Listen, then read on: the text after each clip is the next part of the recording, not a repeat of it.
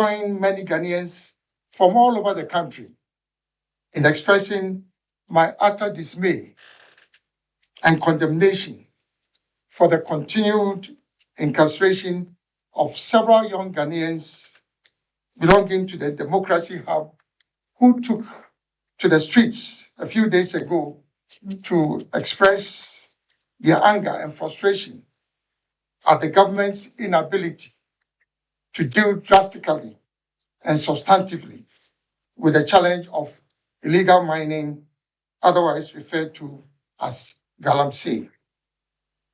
The protests have exposed the failure of the current NPP government and the predecessor government of the NDC over the last 2 years to manage the natural resource endowment of our beloved country in a sustainable way and to optimize the benefits of these resources for the Ghanaian people.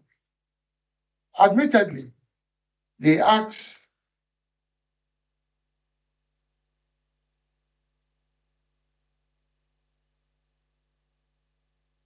of some of the protesters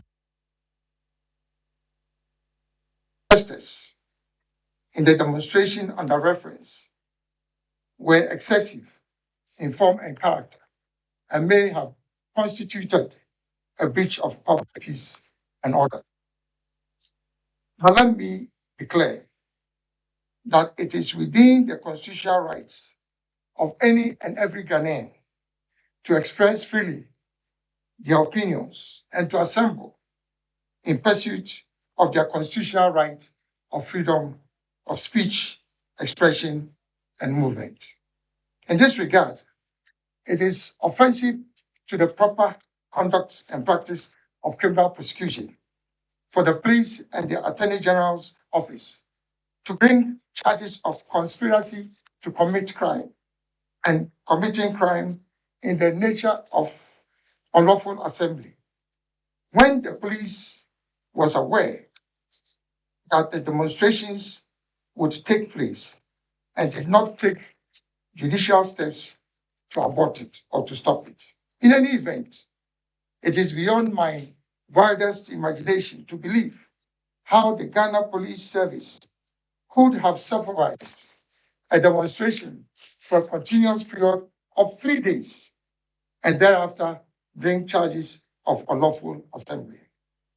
Fellow countrymen and women, in spite of these developments, however, I must say, to the credit of the Ghana Police Service and the contingent of police officers who had oversight responsibility for the demonstration, that they did indeed act professionally and with decency in the management and control of the crowd of protesters over the 3 days of the protest. Regrettably, the poor post-arrest management of the protesters by the police has been both unlawful and unconstitutional, to the extent denying those arrested access to legal counsel, access to their family members, and access to essential medication, food, and water. Furthermore, the refusal of the presiding judges to admit the accused persons to bail in a criminal case in the nature of a misdemeanor, in my very respectful opinion, is an abuse of judicial discretion on the firm grounds of constitutional law, human rights, judicial practice, and decided cases. Fellow countrymen and women, let me reiterate my earlier submission that the continued detention of the accused young persons is both unlawful and unconstitutional. Indeed, it is also a sad reflection of an emerging trend in our body politic in Ghana of intolerance for dissenting views. Equally concerning is the culture of fear and sycophancy that is gradually permeating our social fabric. This is particularly troubling as we approach the general elections this year, an election which, without doubt, will be a watershed and defining election in the political history of our country. Fellow countrymen and women, let it not be said that our generation stood by unconcerned as the dark clouds of chaos and anarchy begin to gather in our beloved country. Galamsey constitutes an existential threat for Ghana. As you travel the length and breadth of this country, you'll be amazed at the extensive destruction of water bodies, forest reserves, and farmland. From colonial times through to independence and the immediate post-independence era, Ghanaians have been engaged in small-scale mining in mining communities without a threat to the environment, land, and river bodies. Regrettably, however, in the last 20 odd years, the ravages of Galamsey and its negative impact on the environment have been both alarming and incrementally retrogressive. In my considered opinion, this development is symptomatic of much deeper underlying systemic problems of economic mismanagement leading to joblessness over a long period of time. It is also a clear reflection of policy failure and leadership on the part of both the MPP and the NDC over the last 2 decades. Unfortunately, in the recently published manifestos of the two dominant political parties, they have demonstrated that they neither have the competence, desire, interest, or political will to deal with the problem of Galamsey. Indeed, recent pronouncements and statements by higher-level officials of both parties clearly attest to this observation. The Movement for Change and the Alliance for Revolutionary Change, which I have the honor and privilege to lead, on the other hand, has outlined a forward-looking, comprehensive 10-point policy blueprint to deal substantively with the challenge of Galamsey, which I would like to present as follows. Number one, impose a complete ban for a period of 1 year on all small-scale and community mining activities, whether legal or illegal. Two, demobilization of all machinery, equipment, including earth-moving equipment, and any form of machinery currently in use in respect of small-scale and community mining, legal or illegal. Three, inventorization, storage, and preservation of all demobilized machinery and equipment by the military, especially the 48 Engineers Regiment. All such machinery and equipment shall be properly identified in respect of their ownership, location prior to demobilization, and the full description of the state and condition of the said items before demobilization. Four, a complete restoration of all river bodies to reduce current turbidity levels within a period of 1 year while the ban is in force. This exercise will be coordinated by the Water Resources Commission, the Environmental Protection Agency, and other relevant regulatory institutions, as well as the military. Five, complete restoration and regeneration of all degraded land sites within the 1 year period of the ban. This exercise will involve plantation development and tree planting on the degraded sites and will be coordinated by the Forestry Commission and other relevant public sector institutions. Six, the cancellation of all small-scale and community mining licenses issued within the last 15 years. The cancellation will be followed by a comprehensive and complete audit for all small-scale and community mining licenses issued within this period. This audit exercise will interrogate the following matters. A, the issuing authority of the license. B, conditions associated with the grant of the license, including but not limited to the payment of license fees, compliance with technical requirements, etc. 7, the deployment of all young people previously engaged in Galamsey to actively participate in the plantation development exercise on degraded land sites as a livelihood empowerment initiative within the period of the 1-year ban. 8, the establishment of a new youth in responsible mining initiative, under which groups of young people previously engaged in Galamsey will be supported by the government to establish youth-owned mining companies as private legal commercial entities. These companies will be provided with seed machinery and equipment and other facilities that will be required to operate a commercially viable mining company on a work and pay basis. These companies will also be provided with working capital at subsidized interest rates.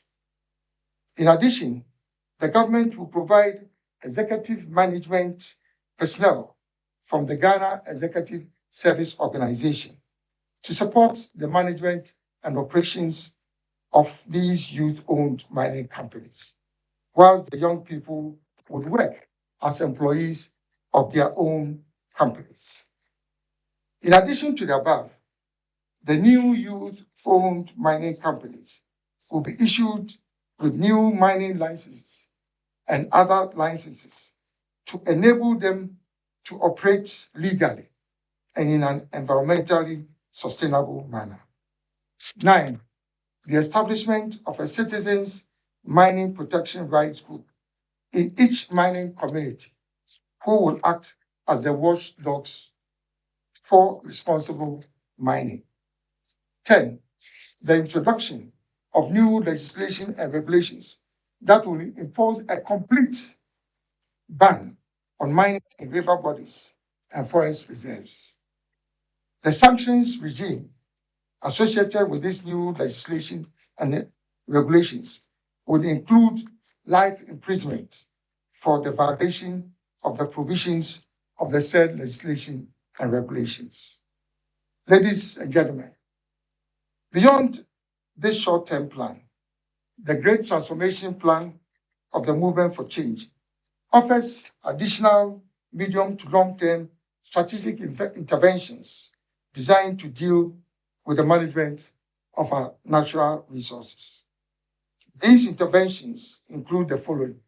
1, undertake a comprehensive review of all legislation and regulations in respect of the mandate, management, and operations of institutions in the natural resource sector.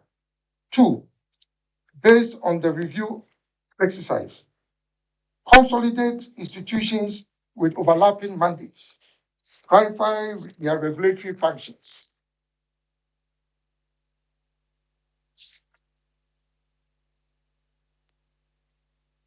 and establish a new regime for the optimization of benefits from our natural resources.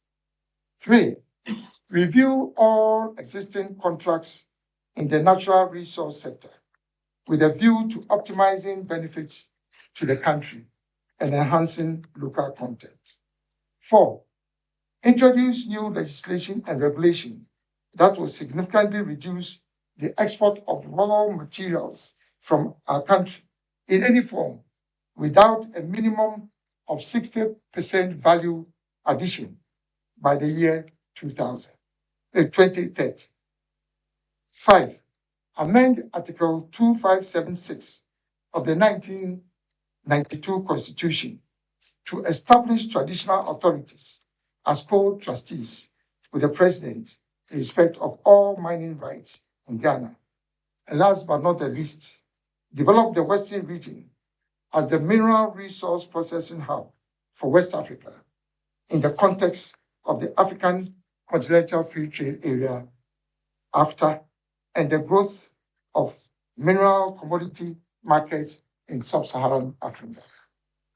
Fellow countrymen and women, in conclusion, I'd like to make a passionate appeal to the learned Attorney General and Minister of Justice, who is a fellow Santa Clausian and a young man himself, and therefore should strive to protect the legal rights of young people without compromising his professional integrity. My appeal to the Attorney General is to file an application for nolle prosequi to terminate the criminal case, or at worst, not to oppose an application for bail or the application for the abridgment of the period for which the accused persons have been remanded in custody. To the young people of Ghana, I'd like you to know, particularly those who have been arrested, that you are the heroes.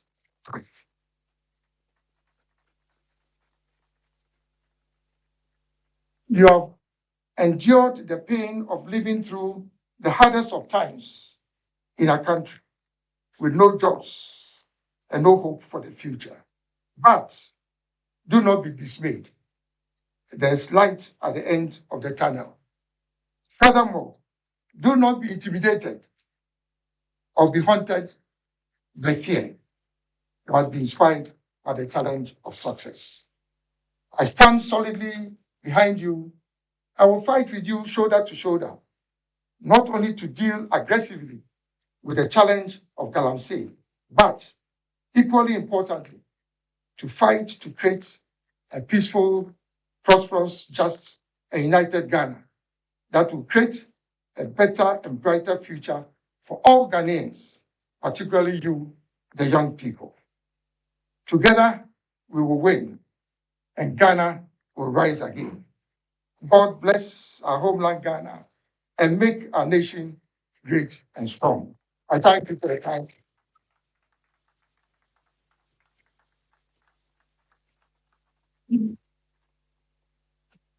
Thank you.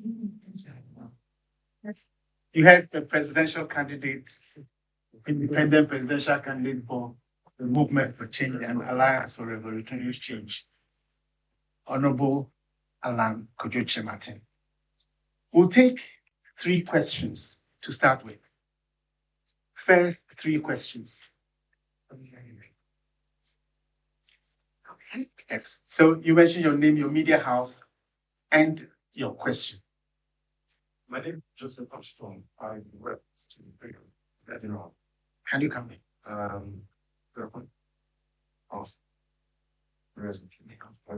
We want your own camera to capture you asking a question. Yes, please. My name is Joseph Armstrong. I work with Media General, and my question goes to Your Excellency.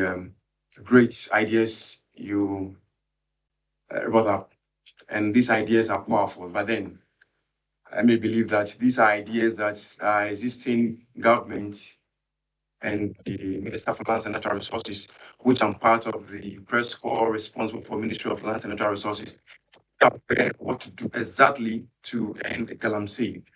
First of all, the president some time ago said that he is going to put his presidency on the line should he fail to fight Galamsey. It's been 20 years now, with barely 3 months for him to end his presidency. The issue of Galamsey has even gotten more worse. From where you sit, would you say the president should walk the talk by going forward to put down his presidency, as he himself said some time ago, or we should just say that's one of those rhetorics that we just go about because it's like it has just been said and nobody's holding the president responsible for what he said. And that is just a question I want to ask you now, sir. Thank you so much. Next question, please. Your name, media house, and the question. Good afternoon, Mr. Chairman team. I'm back again. I'm representing the Gen Zs again. So I stand here, Nene Odomple, the 1957 news. So I stand here for all the young people who are not here today to represent themselves, and we appreciate your speech and you being grateful to the young people who went out there to protest. Now, the Galamsey issue is something we are passionate about because we feel that as young people, it affects us more than you, the elderly people. Because if in the near future we have to import water into the country, which we do not have the means to, maybe you may not be alive during that time to import water.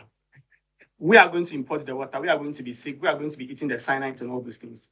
Now, we've been arrested for demonstrating against things that are not going well in our country. We don't have anything to do. The MPP are saying they are not going to stop Galamsey today, neither are they going to stop tomorrow. We have another demonstration coming up. Other people are saying demonstrations won't stop the Galamsey and that we should go to the mining areas and do the demonstration. But I believe in the mining areas, the people who are supposed to take the decisions for us to stop the Galamsey are in Accra, so we'll do it here. Now, with the upcoming demonstration on 3rd October, would you be kind enough to join the young people to demonstrate against Galamsey? Thank you.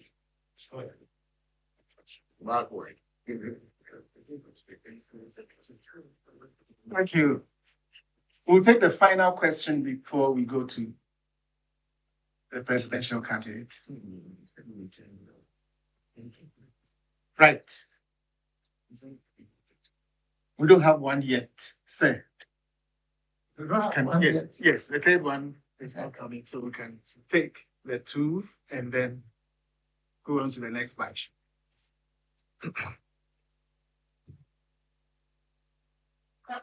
Excellent questions, but these questions are meant for those who are currently in office, in power in our country. Unfortunately, I cannot speak on behalf of the president. Yes, he did put his presidency on the line. It is true that there have been various attempts to deal with the problem of Galamsey. But the question is, how did we get here in the first place? And why have we not been able to attack and deal decisively with the problem? That is the issue. And I feel that, as I've indicated in my remarks, that is a combination of many factors. Part of it is the fact that for a sustained period of economic mismanagement, you can only expect that when there are no jobs, that people who find themselves, particularly in mining communities, have no option but to do what they are doing. But remember also that many of these young people have been recruited by people who are in power of authority, and in fact are using these young people and holding them hostage as agents for their own benefit and not for the benefit of the young people. And I'm violently against this practice. And I feel that if the government indeed has the political will to deal with Galamsey, will be able to address it more substantively than they've done so far. That's my view, personal view on how far this government has gone. The second issue by my young nephew, as to the fact that people are expecting them to go to the mining communities to demonstrate. I agree with you. The policymakers are here in Accra.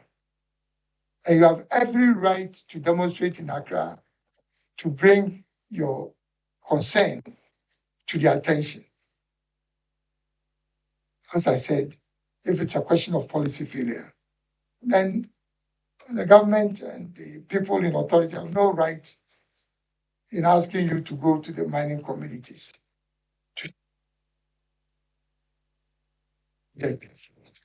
I'm solidly behind you.